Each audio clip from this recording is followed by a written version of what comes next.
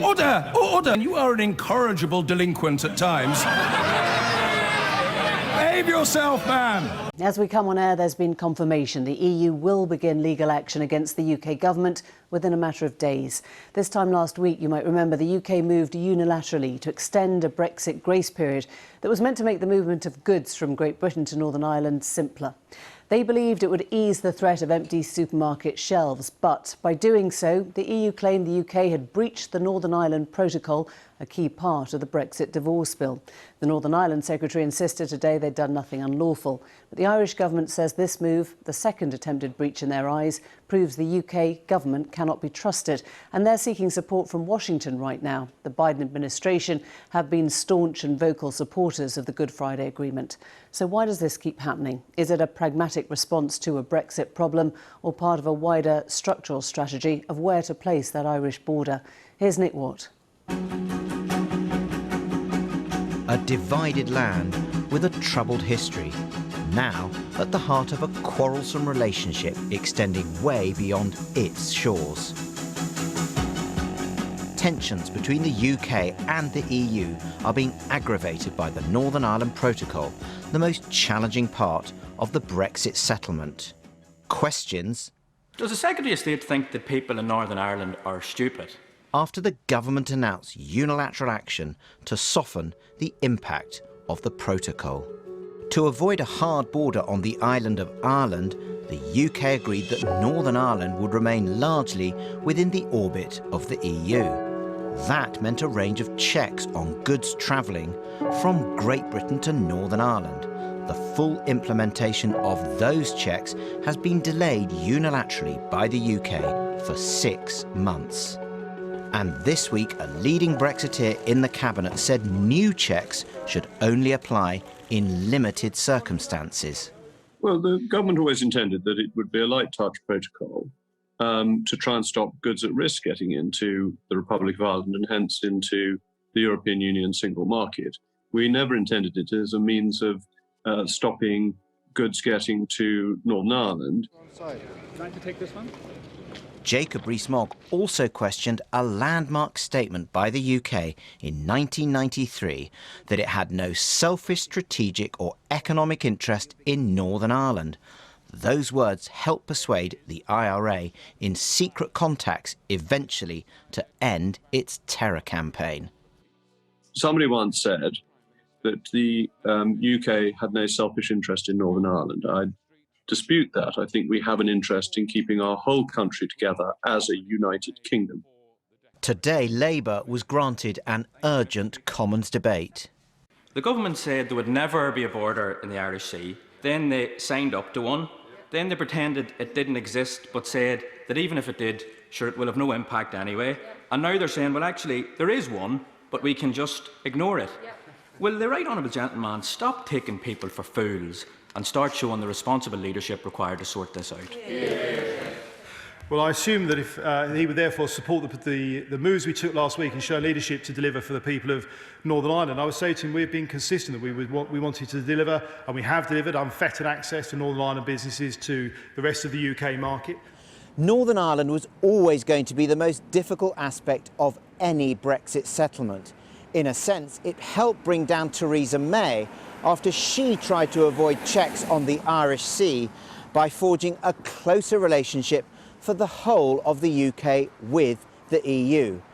Boris Johnson opted for a more distant relationship for Great Britain from the EU, thereby creating the need for some checks down the Irish Sea. He now believes the EU is opting for an overly strict approach and failing to understand the sensitivities of Northern Ireland. I think the government's in the right place. Essentially, when we made the agreement to leave the EU, there was always going to be a process that was all going to be sorted out in detail. Now, that process requires reasonableness on both sides. And my sense is that we are being reasonable, and frankly, the EU's not. The leader of the nationalist SDLP is highly critical. It's very damaging for the British government across the world, not just in America, but across Europe as well. I don't think it's a great way to start out their newfound supposed freedom on the world stage. And of course, Boris Johnson will want to move away from the Brexit issue and get on to talking about climate change and other things. This doesn't bode well if they're prepared to do this and treat other people like that. But I'm absolutely confident that the DUP and others will be, again, sold down the river, and they shouldn't depend on Boris Johnson. If they haven't learned that by now, then they're very, very bad at this game. A monumental moment once again for Northern Ireland as it finds itself shaping wider European history. Nick Watt with that report. Well, joining us now is Sammy Wilson, the DUP's Chief Whip in Westminster, Neil Richmond, the spokesperson on European affairs for Ireland's governing party, Fine Gael, and the Democratic Congressman Richard Neal, who's chairman of both the Friends of Ireland caucus, who met with Simon Coveney and Mara Šefčovič today, and of the influential Ways and Means Committee in the US House of Representatives. And Congressman Neal, if I can start with you, just tell us how you perceive this. Is this a breach of the Northern Ireland Protocol, or is it a pragmatic and reasonable response? How does Washington see it? I think it was the unilateral manner in which it was adopted that has bothered many of us. When you used a quote early on, that quote actually came from John Major. I knew John Major, and I remember when he stated it. It went a long way toward pacifying both traditions in the north of Ireland, but it also reassured people, based upon the genius of the Good Friday Agreement, that those who wish to be Irish could be Irish, and those who wish to be British could be British. It was indeed, as I've noted, the work of genius. And I think that the problems through the divorce that the UK has had with the European Union, they continue to be pretty stubborn. But Ireland ought not to be caught as a wedge issue here, nor should they be used as hostage in the difficulties and challenges that a post-Brexit Europe will look like.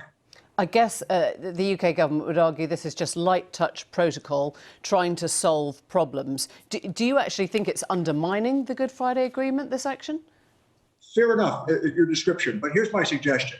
This could have been resolved through negotiations.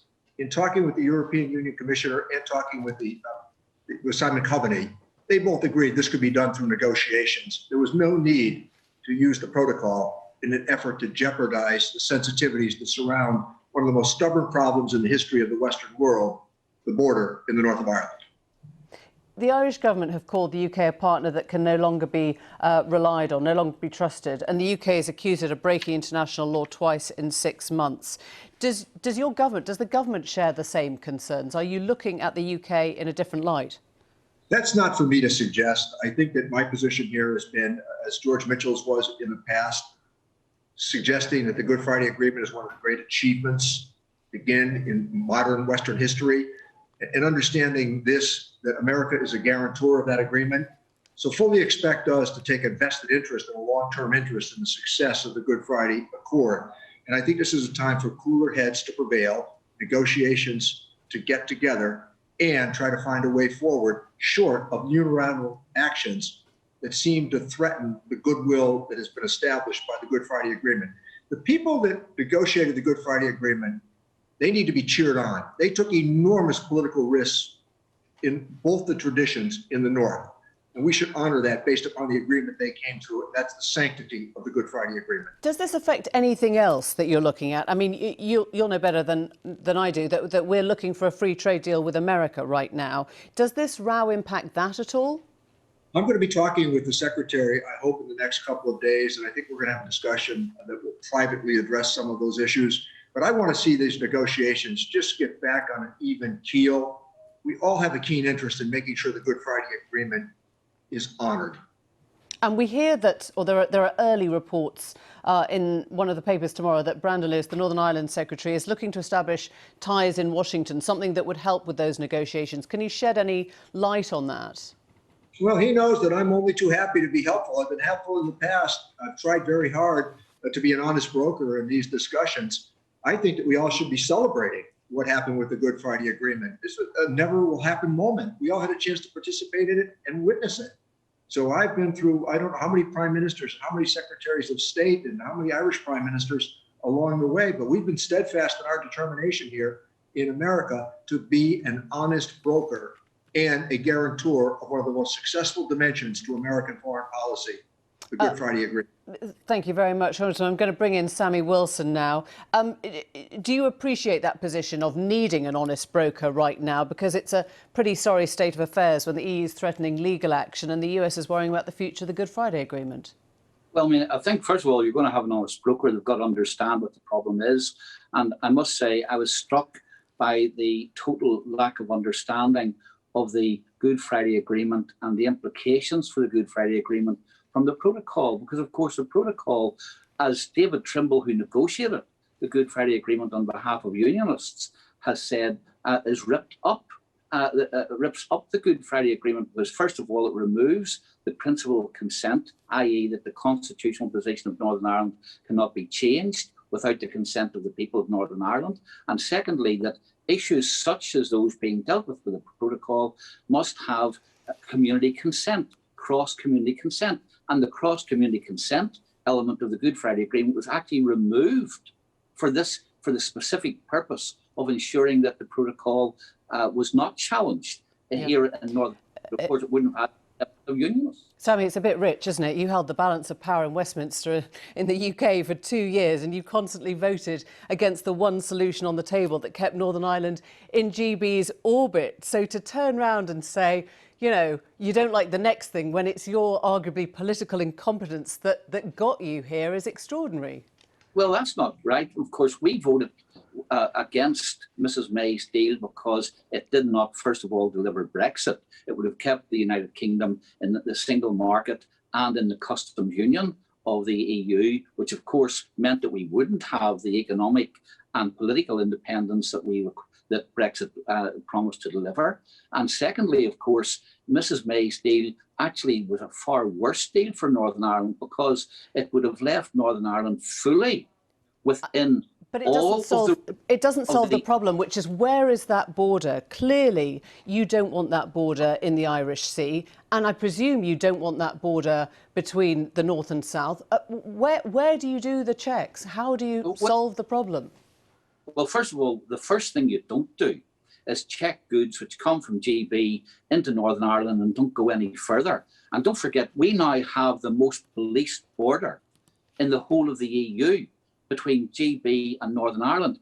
20% in January and February, 20% of the point of entry certificates, which are required by the EU for goods coming from what they call third countries, and that's offensive to their own. Let me bring in Neil Richmond on this. Are now made on the Northern Ireland border. So we're the most policed part of the EU border for goods which don't go into the EU, which stay in Northern Ireland.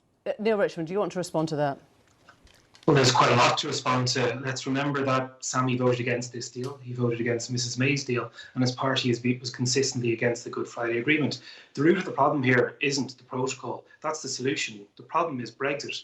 And many opportunities were presented to solve this. And eventually, after 5 torturous years, we came up with a solution. Is it ideal? No. Is it the best of both worlds? No. The best of both worlds was, of course, the UK remaining in the EU. That wasn't an option. And now when Sammy talks about being the most policed border in the EU, the UK isn't in the EU. And we're in the middle of a pandemic where European countries have shut their borders. So he's using selective facts unnecessarily. We have a situation here, Emily, where the UK has acted in a unilateral manner.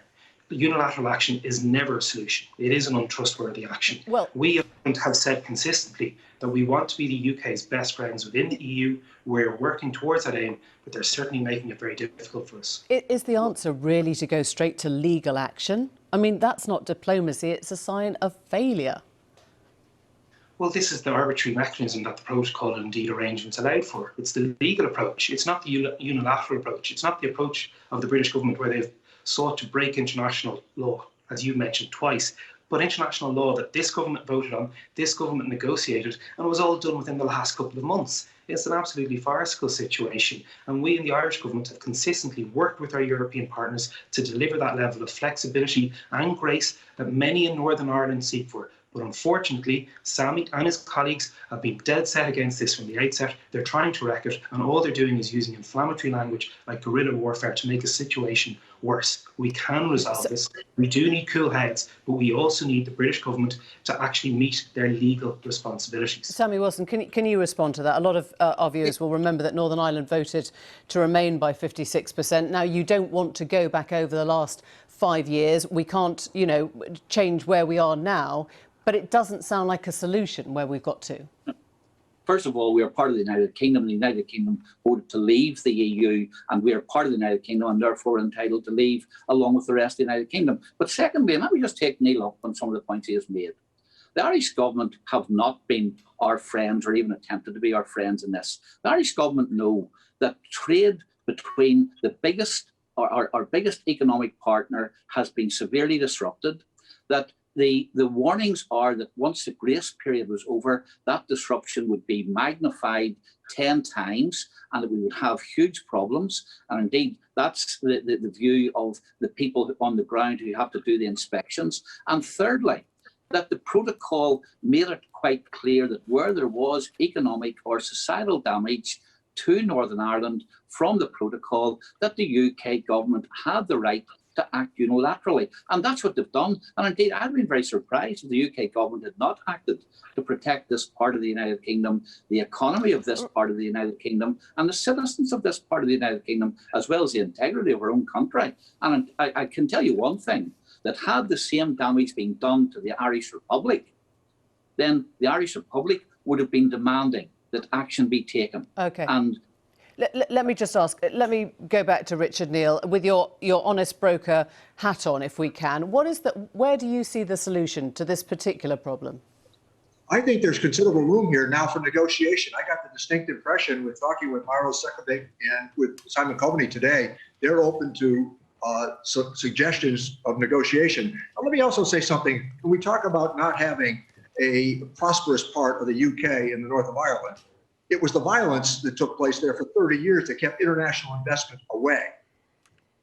And that Good Friday Agreement has opened up all kinds of possibilities for international investment. The people are well educated, they have a decent lifestyle, but they also are much dependent upon government instead of private investment. And I think that the Good Friday Agreement brought about a considerable de-escalation of many of the age-old arguments that people had that would have created a better atmosphere for international investment. Okay. And let me just go back to something that you raised in your question, and that is John Major's comments at that time. I can't tell you how important they were when he talked about no long-term strategic or selfish interest for the UK and the north of Ireland, getting on with the enforcement of the Good Friday Agreement, living with the enforcement of the Good Friday Agreement, and not suddenly offering unilateral actions, but instead predictable positions, carefully negotiated, to get through a tenuous period of time. Yeah. Make good sense. Okay, Richard Neal, Sammy Wilson and Neil Richmond, thank you all very much indeed. Thanks for joining us this evening. Thank you all.